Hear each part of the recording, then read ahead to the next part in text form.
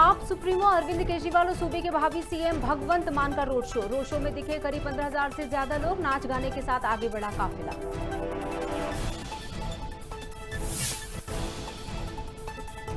इंदौर में सुहास भगत के यहां पहुंचे केंद्रीय मंत्री सिंधिया। भगत जी की माता जी की आत्मा की शांति के लिए की प्रार्थना। कई बड़े नेता भी रहे मौजूद।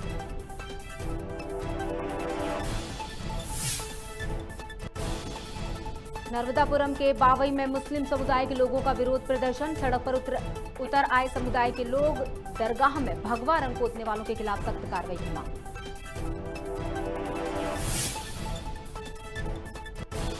अशोकनगर में कोरोना काल के बाद इस बार लगेगा करीला मेला। 3 दिवसीय मेले में 40 लाख से ज्यादा श्रद्धालुओं के आने की उम्मीद। राई नृत्य करते हुए मन्नत मांगेंगे लोग।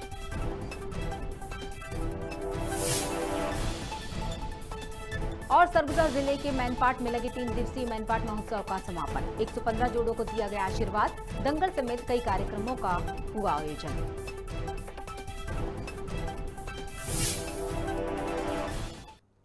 नमस्कार, खबर भारत में आप सभी का स्वागत है। मैं हूं आपके साथ क्रांति प्रिया। बढ़ते हैं खबरों की तरफ। चुनाव में पंजाब में आम आदमी पार्टी की जबरदस्त जीत हुई, जिसके बाद आप सुप्रीमो अरविंद केजरीवाल और सूबे के भावी सीएम भगवंत मान का रोड शो लगातार आगे बढ़ रहा है। रोड शो में भगवंत मान केजरीवाल के बॉडीगार्ड बने हुए हैं। देखा गया कि मान उनके पीछे साए की तरह खड़े रहे। जानकारी मिल रही है कि इस दौरान भगवंत मान और केजरीवाल ने चुने गए सभी विधायकों से दूरी बना रखी है। रोड शो में भी विधायक अलग थलग गाड़ियों में बैठे हुए थे। करीब 15,000 से ज्यादा लोग रोड शो के दौरान केजरीवाल और मान की गाड़ी को घेरे हुए साथ चल रहे थे।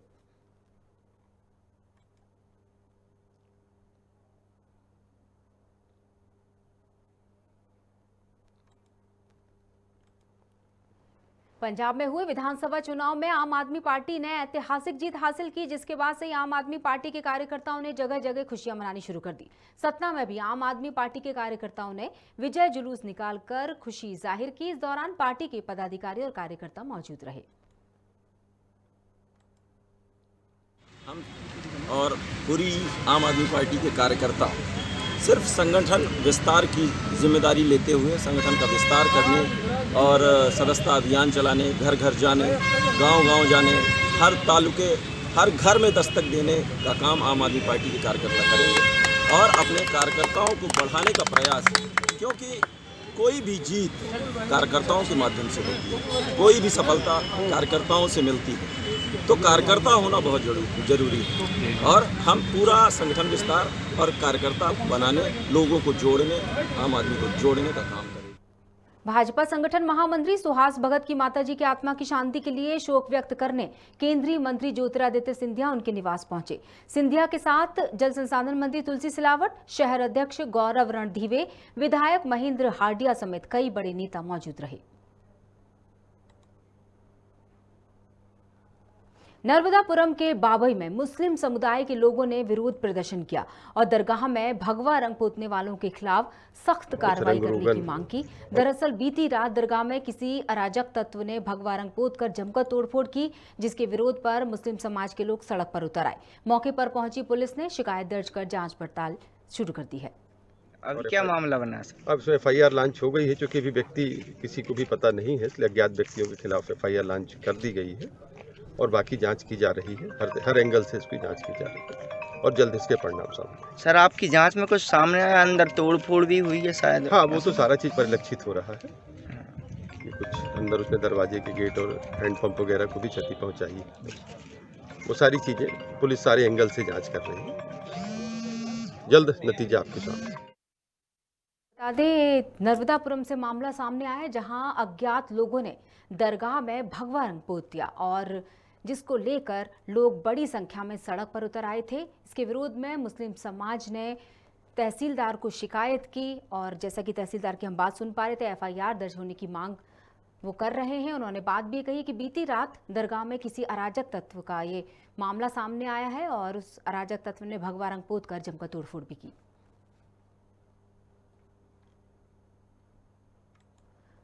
नर्मदापुरम के बावई का ये मामला है, जहां मुस्लिम समुदाय के लोगों ने ये विरोध प्रदर्शन किया। गुस्साए लोग सड़कों पर उतर आए।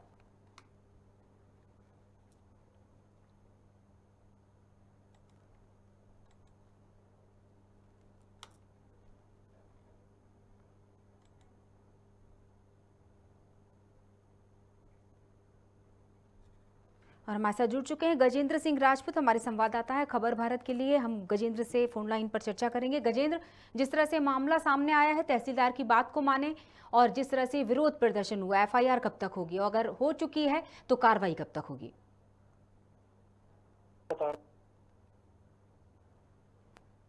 जी गजेंद्र। स्टेट हाईवे का मामला है और यह सेमरी हरचंद स्थित एक मजार है। यहाँ पर असामाजिक तत्वों ने भगवा रंग पोत दिया है, जिससे विवाद की स्थिति उत्पन्न हो गई थी, जिसकी जानकारी लगते ही मजार जो काजी है उनको जानकारी लगते ही उन्होंने प्रशासन को जानकारी दी और जानकारी देने के बाद वहां पर चक्का जाम कर दिया। पुलिस प्रशासन और तहसीलदार मौके पर पहुंचे और उन्हें समझाइश देकर ये मामला शांत कराया। एफआईआर अज्ञात आरोपी के खिलाफ दर्ज कर ली गई है। जी। वहाँ आसपास कोई सीसीटीवी लगा हो, वहाँ दरगाह के आसपास कोई कॉलोनी लगती हो? ये एक दोनों बावई और सेमरी हरचंद के बीच का मामला है। यहाँ एक नाले के पास बने हुए हैं, वहाँ किसी प्रकार का कोई सीसीटीवी कैमरा उपलब्ध नहीं है, नहीं लगा है। ठीक, चलिए, तमाम जानकारी के लिए बहुत बहुत शुक्रिया।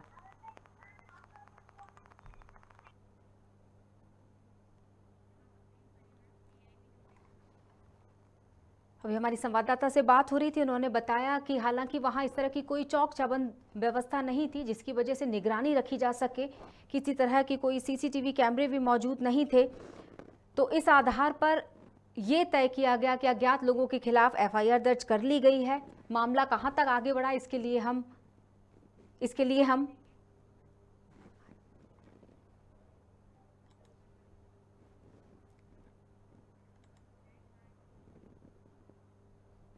मध्य प्रदेश में बड़े बड़े धार्मिक स्थलों में से एक अशोकनगर का करीला केला धाम है। जी हाँ, सही सुना आपने, करीला केला धाम, जहां हर साल रंग पंचमी पर 3 दिवसीय विशेष मेले का आयोजन किया जाता है।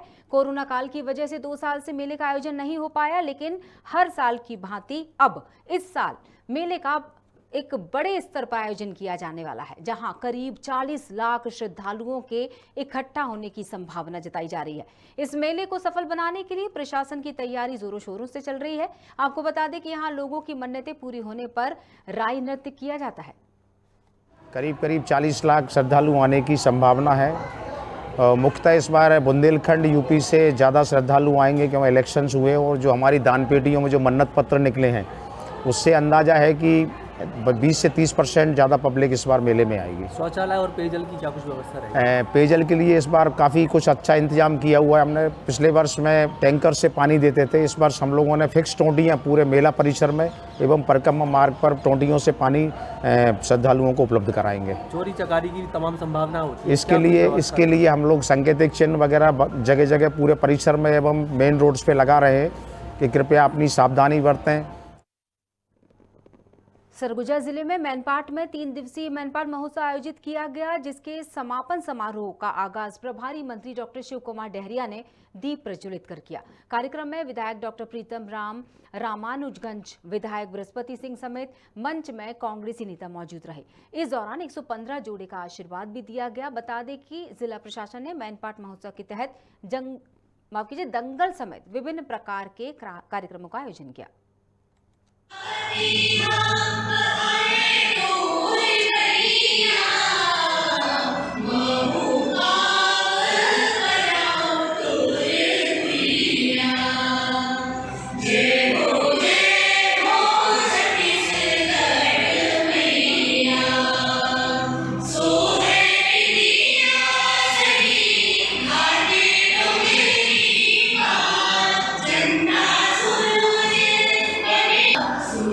मैनपाट महोत्सव एक हमारे सरगुजा जिले का बहुत अच्छा आयोजन है और हमारे मुख्यमंत्री जी के और हमारे माननीय मंत्री अमरजीत भगत जी के इच्छानुरूप इसमें निरंतर वृद्धि हो रही है और यहाँ सरकार की जन कल्याणकारी योजनाओं का जिस तरह से दृश्यांकन किया गया निश्चित रूप से सराहनीय है और पूरे देश में मैनपाट महोत्सव को सराहा जा रहा है। और देखा जाए तो मैनपाट महोत्सव के आखिरी दिन कांग्रेसियों में नाराजगी भी देखने को मिली। दरअसल मैनपाट के स्थानीय जनप्रतिनिधियों के मंच पर नाम न होने पर उन्होंने नाराजगी जाहिर की, साथ ही जिला प्रशासन पर लापरवाही और सौतेला व्यवहार करने के आरोप लगाए। कांग्रेसियों का कहना है कि ऐसा होता रहा तो आने वाले साल में मैनपाट महोत्सव का विरोध किया जाएगा। दिक्कत हम लोग को यहाँ ये है कि हम लोग चुने हुए व्यक्ति हैं, हम लोग को जनता चुन के यहाँ भेजी है और यहाँ मंच में या हम लोग का कहीं इज्जत नहीं हो रहा है। मंच में हम लोग का पीछे नाम भी आता है और स्मृति चिन्ह जो दे रहे हैं वो हम लोग को देख देख के दे रहे हैं, जो मतलब वहाँ हमारे अगल बगल सबको दे रहे हैं, लेकिन हम लोग का ना नाम है ना स्मृति चिन्ह है, तो हमको इस चीज़ का बहुत बड़ा तकलीफ है। उद्देश्य को मैं ध्यान आकर्षण कराना चाहता हूँ कि हम लोग मैन पार्ट वाले बाहरी लोगों से त्रस्त हैं। कल मैन पार्ट के पोलिंग बूथ में एक भी बाहरी आके खड़ा होंगे? अपने अपने पंचायत को हम लोग को संभालना है, तो हम लोग भी चाहते हैं कि स्थानीय हमारे मंत्री बने हैं तो हम लोग का भी मान सम्मान हो। तो आप पीछे बैठे थे, लेकिन हम लोग त्रस्त हैं भैया। कहा है कि अपना सीतापुर और के विधानसभा में बतौली, मैन पार्ट और कहा आता है सीतापुर, ये तीनों में हम लोग झेल लेते, लेकिन बाहरियों से तंग आ गए हैं, धक्का मार दे हैं जहाँ पा रहे हैं वहाँ। अब आज उन लोग बारात करने की स्थिति में हैं, कल उन लोग जाएंगे, एक एक पोलिंग एक एक बाहरी लोग थामे। स्थानीय लोगों को यहाँ पे प्राथमिकता नहीं दिया जा रहा है। जो लोकल हैं, इतने बड़े कार्निवल का जो लगा हुआ टेंट लगा हुआ है, डोम लगा हुआ है, सभी कार्यक्रम में पब्लिक से लेके जनता से लेके अधिकारी कर्मचारी को मैनेज हम लोग लोकल स्तर पे सारे नेता लोग करते हैं। मैं भी इस क्षेत्र का जनपद सदस्य हूँ 4 साल से। हमारा भी अभी जो स्मृति चिन्ह जो दिया जा रहा था वो छांट के दिया जा रहा था, बाहरी लोगों को दिया जा रहा था। अरे हम लोग का नाम ही नहीं है, मेरा नाम भी नहीं है, दुधना जी का भी नाम नहीं है। फिर ऐसा क्यों? प्रशासन क्या हम लोग किसी से भीख मांग के आए हैं क्या? मनावर के सामुदायिक भवन में हेल्थ वर्कर्स का सम्मान समारोह किया गया। दरअसल कोरोना काल में स्वास्थ्य विभाग के अधिकारी कर्मचारियों ने दिन रात मेहनत करके जनता की जान बचाई। इसी को देखते हुए इस सम्मान समारोह का आयोजन किया गया। मुख्य चिकित्सा अधिकारी डॉक्टर शिरीष रघुवंशी ने बताया कि स्वास्थ्य विभाग की टीम ने टीकाकरण अभियान 100% कर दिया है। मनावर में हम लोगों ने मासिक बैठक होती है, विशेष उसका उद्देश्य ये है कि हमारा जो टीकाकरण अभियान है 100% पूरा हो जाए। मैं बधाई देना चाहूँगा मनावर के सभी स्टाफ को, जिन्होंने बहुत ही बढ़िया काम किया है। कोरोना काल में भी किया था, इसके बाद साथ में टीकाकरण का भी काम ये लोग 86 to 90% पे हो गए और IDSP के अंतर्गत भी इनका कार्य बहुत सराहनीय है। मैं BMO साहब को भी बधाई देना चाहूँगा और साथ ही साथ वुमेंस डे पे मैं यहाँ आ नहीं पाया, मैं वहाँ व्यस्त था, तो नारी शक्ति को आज हम सम्मान देने के लिए हम लोग यहाँ जमा हुए हैं। रायपुर के नगर निगम महापौर मौलाना अब्दुल रऊफ एजाज जेवर वार्डों का बाइक से निरीक्षण करने निकले, जहां अब्दुल रऊफ वार्ड क्रमांक 4 में लोगों की समस्याएं सुनकर तत्काल निराकरण करने की बात कहने लगे। वहीं जोन के अंतर्गत आने वाले सभी वार्डों में पहुंचकर आम लोगों से उन्होंने चर्चा की। इसके बाद नगर निगम महापौर को बाइक में देखकर लोगों ने उनकी जमकर तारीफ की।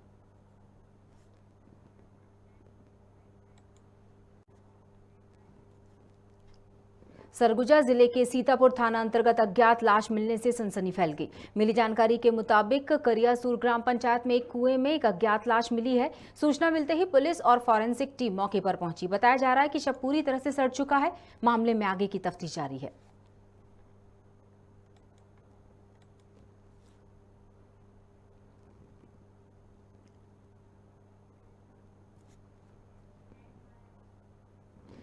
राजधानी के उपनगर बैरागढ़ में the lions city welfare society द्वारा वैक्सीन शिविर लगाया गया, जहां बड़ी संख्या में लोग टीकाकरण कराने पहुंचे। 2 गज की दूरी और मास्क है जरूरी का संदेश देते हुए इस शिविर में लोगों को जागरूक रहने का भी संदेश दिया गया।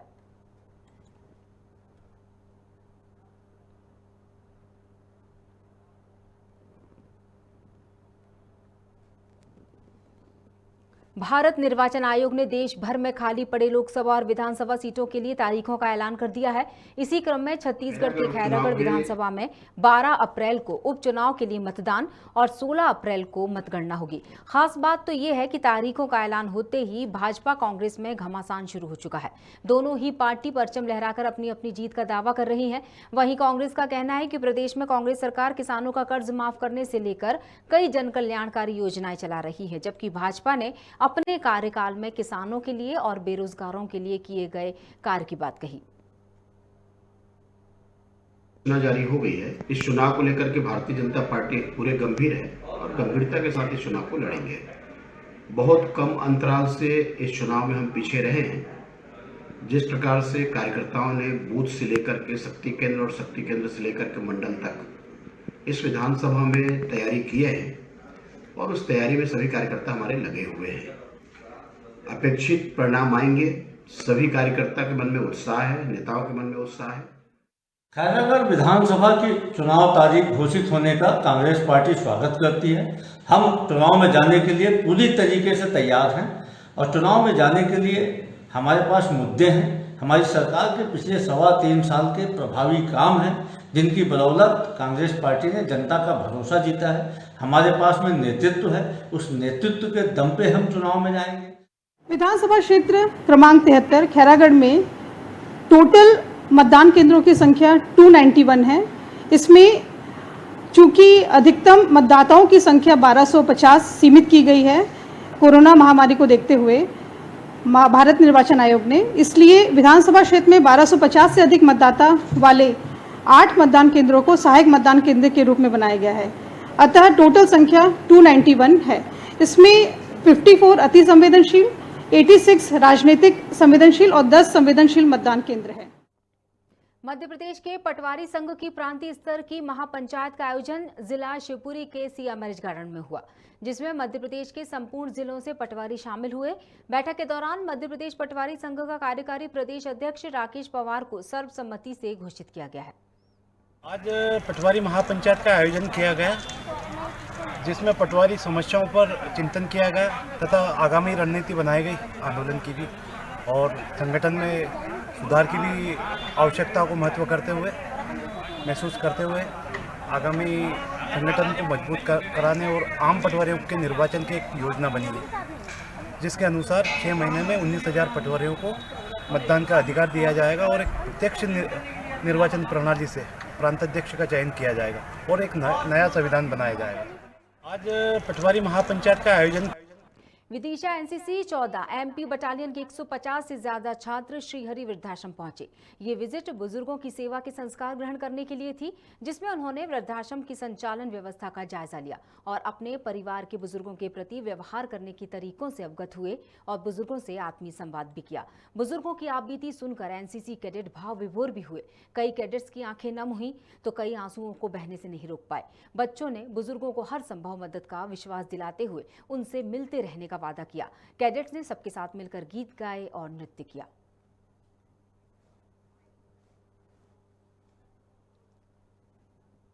और इस खबर के साथ ही बुलेटिन में फिलहाल इतना ही। बने रहिएगा खबर भारत के साथ। नमस्कार।